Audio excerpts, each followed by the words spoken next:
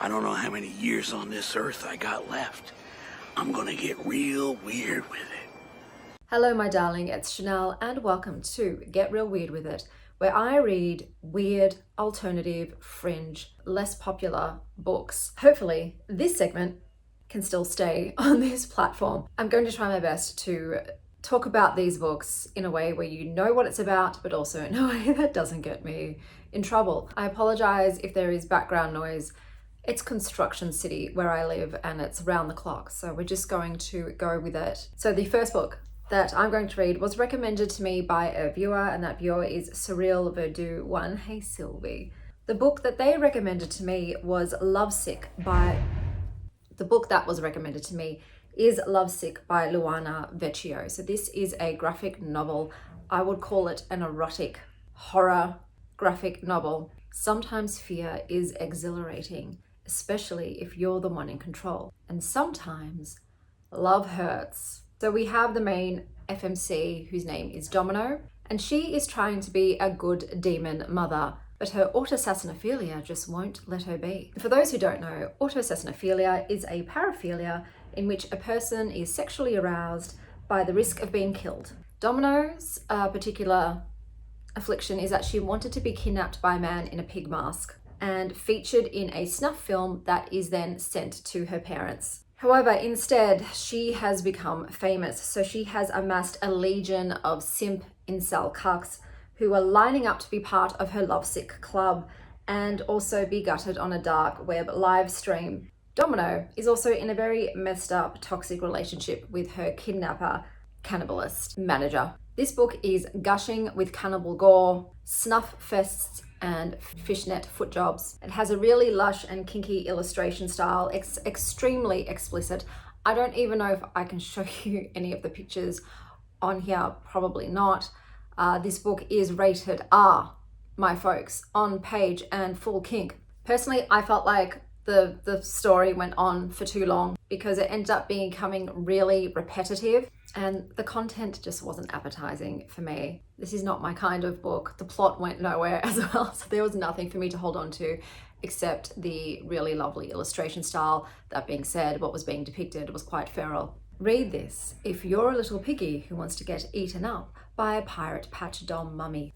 The next book I read is The Final Cut by Charles Burns. So I'll show you a few of the illustrations so you can see Charles Burns' style, but there is full frontal in here. Just got to make sure I don't show any of that, but this is the kind of style, which is okay. I'm not gaga over the illustration style. So Final Cut is a graphic novel. I guess it would be a horror graphic novel, but it's light on the horror. And it's about a bunch of kids who like to make homemade sci-fi movies. And they decide to make a remake of Invasion of the Body Snatchers, and they end up getting this girl to be the lead. So the main character is a super emo boy named Brian who has Aquarian energy, and he likes to doodle his male gazy thoughts, and he ends up becoming enamored with the lead woman who's not into men. I personally didn't enjoy this book. I really feel like it kind of fetishizes red-haired women and queerness. There is a lot of teenage male angst in this. And the plot kind of goes nowhere. It's not so much about the plot as it is about obviously the illustration style of this particular artist. I would say read this if you like full frontal nudity where the carpets match the drapes, old school sci-fi films, and moody men. I then read The Naughty Bits, the steamiest and most scandalous sex scenes from the world's great books by Jack Monahan. So this is a non-fiction where this author has curated a collection of sex scenes from various books, majority of which I would term more classical. Hey Sylvie. In terms of how it's formatted, the author first begins with how the scene that they're about to show you relates to their life or their experiences with the context or the subject matter, or a bit about the author or the story. I felt like the author probably went on a bit too long in that portion. But in terms of the scenes selected, there was consensual and non-consensual sex scenes. A lot of onanism, for instance, in Portnoy's Complaint by Philip Roth. The main character, is self-congratulating at a burlesque show and fantasizing about a woman kissing his fart bath bubbles or riding him while he's taking a poo on the loo. Highbrow stuff. There's a lot of circle jerking and bits about the whale's dick in Moby Dick, and maybe there's a bit of a moment with a tangerine from Serve It Forth by MFK Fisher. There's also some horse on horse. There's also horse on horse. There's also horse on horse squirting and a really foul recreation of Larry Flint's experience with a real chicken. This was not my bag, baby. I personally felt like the author's choices and selections were not titillating, not enjoyable, not erotic. I would say my favorite, probably the only one I really enjoyed, was the scene selected from Lady Chatterley's Lover. But read it if you're horny, baby, yeah. And this is conveniently nearby. I then picked up this book, which I purchased, and this is In by Will MacPhail. So this is a graphic novel, which I would call a litfic graphic novel, and I'll show you a bit of the illustration style. So it's mostly in black and white, and then there are some images that are in color. I will show you one of the color images. I'm going to put this down so I don't have to hold it up. So in we have the main character, Nick, and Nick is your average self-centered white dude living an average clueless white dude's life. He is an artist, and one day he meets Ren. After they hook up, he decides he's going to try to be more vulnerable, to go deeper than surface level small talk. These moments of connection make his life a hell of a lot more colorful. Pretty much Nick is just trying to get to know other people by talking to them and asking them questions about themselves. Unfortunately, some sad stuff then happens. Personally, I don't really care much about Nick. I did like the women characters in this book. I thought the illustrations were fun and pleasing to look at. I enjoyed it overall. I would say read it if you like water slides, bougie cafes, and cool bars to be sad in. The next book that I read, which is a 5-star for me, it's a 5-star read. This is The Flying Nun, written by Cody Goodfellow, illustrated by Betty Rocksteady. So I bought this copy. It's printed by Perpetual Motion Publishing. It has illustrations. I'm just checking.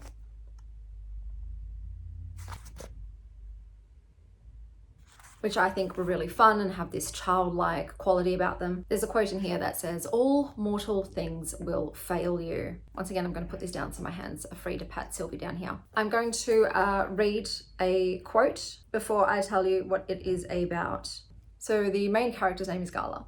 Gala had come to see organized religion as the Ouija board on which the faithful haphazardly steer the planchette around according to their own selfish desires, and calling whatever nonsense message it spells out the word of the Lord. So we open up with Salty Gala, who is fleeing her angel card carrying mother and whose only personal skill is playing Tetris. She seems to be having some sort of life identity crisis and decides to join this nunnery / stray cat shelter so that she can meditate and hear what the real God is whispering to her, not the pissed off incel sitting on a cloud watching everything you do. During her time there, she ends up astral projecting into the rooms of repugnant religious men, and she terrifies them into changing their ways, whilst giving herself the name the Truth Fairy. Because is there really an Old Testament Sky Daddy? This book is filled with mummy issues, religious hypocrisy and hilarity, and maybe a touch of love and forgiveness.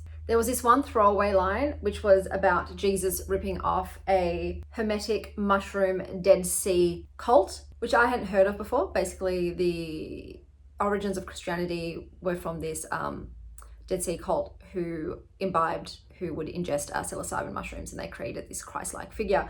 I ended up going down a rabbit hole with that one, but that was fun. Overall, I just love this book. I found it really funny. It was a romp. It was unpredictable and wild and silly, but it was a really good time. I would say read this if you like Gregorian doom metal, funny women, the cancelled TV show Firefly, and if you believe that social media is the devil's daycare. But highly recommend. 5-star book. Can I say bloody? I'm sure I can. I love this book. and I will be checking out Cody Goodfellow's other work. I just vibed with their sense of humor and their storytelling and this messed up chick who still wants to make the world a better place, but goes about it in a messed up way. And I was going to leave it there, but I just got a book in the mail. I got sent 2 books by this publisher. This is House of Vlad Press. I'll save the other book for the next Get Real Weird With It vlog, but I will read this one for this one. And this is called Silicone God by Victoria Brooks. It's got an introduction by Jack Skelly. Hello, Jack. And an afterword by Charlene Elsby. So I will give this a go. It's got a beautiful rose petal cover, and I believe it is I think this is some kind of weird queer horror litfic maybe. It doesn't have an official genre listing on Goodreads, but I am going to read this now. Oh, it's got mixed media formatting in here. I'm going to read this now and come back to you with my review.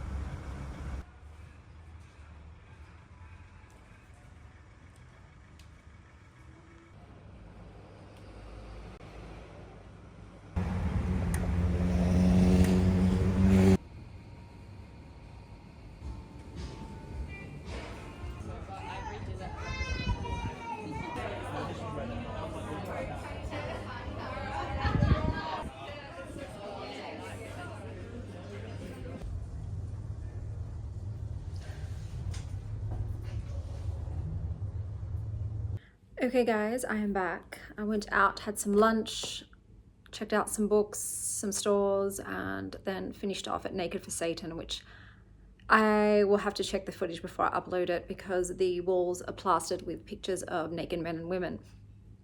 So we'll see if I can actually post anything, but I did read this book. Wow. This is a sopping, wet, fungi, sci-fi, tentacle porn, sex romp mistress manifesto.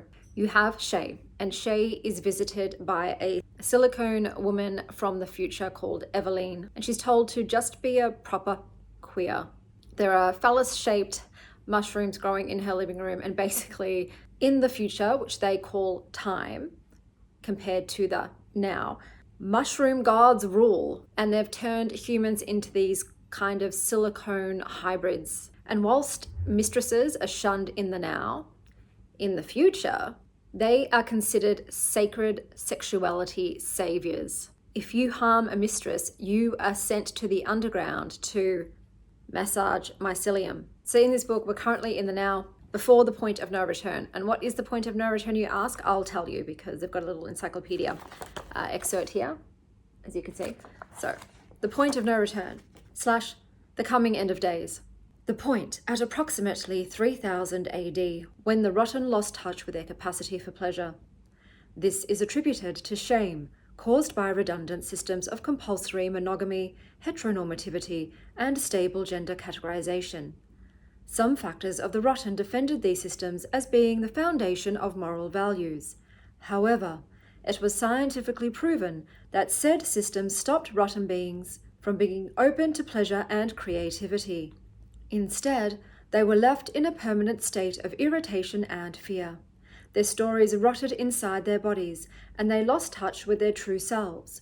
Note, this is why the rotten became the term for those who existed before the silicone becoming. Eroticism, otherwise known as the power, to truly connect became lost. If unaddressed, this state would have descended into violence and eventually World War III as an absolute certainty. However, the point of no return also precipitated the silicone becoming, which saved the world. I will say that the beginning of this book is a bit of an info dump, but I sat crisscross applesauce in rapt attention at learning the history of this world. It was my kind of required reading. There's a quote in here that was hitting close to home recently because if you've watched my channel, you know that I've been demonetized for 3 months, suspended, if you will, because my channel is sexually gratifying, and I had a suspicion it might be also due to the way that I choose to clothe my body. So we have this quote. What do you think that skirt says to people? Imagine what they think when they see you wearing something like that. I never thought to ask who they were, and what language does a skirt speak? I also had to lol because Shay likes to wear Chanel No. 5 on her skin, and I'm like, you can wear me anytime, babes. This is rated R. It's kinky. There is Essay of a Minor in here. It's a trip. It's probably not for everyone, but I had a really good time reading it. It is bizarre. It is raunchy and trippy and unpredictable. Go gay or go home. I enjoyed it overall. It's not a 5-star, but it is a good time for me. Read this if you like mycelium monarchs, Mesoneik mistresses, savoring snails, and Belinda Carlisle's Heaven is a Place on Earth. So I'm going to recap all of the books that I read for this reading vlog. Lovesick by Luana Vecchio. And this wins the award for Hungriest Sex Fest. The Naughty Bits, the steamiest and most scandalous sex scenes from the world's great books by Jack Monahan. This wins the award for most mentions of onanism. Final Cut by Charles Burns wins the award for the character who spends the most time daydreaming. In by Will MacPhail wins the award for a reminder to get to know your mother as a person. Silicone Guard by Victoria Brooks wins the award for strangest jellyfish babies. And my favourite read of this reading vlog, which was a 5 stars, was The Flying Nun by Cody Goodfellow, which wins the award for a character who should be canonised. That is everything for this reading vlog.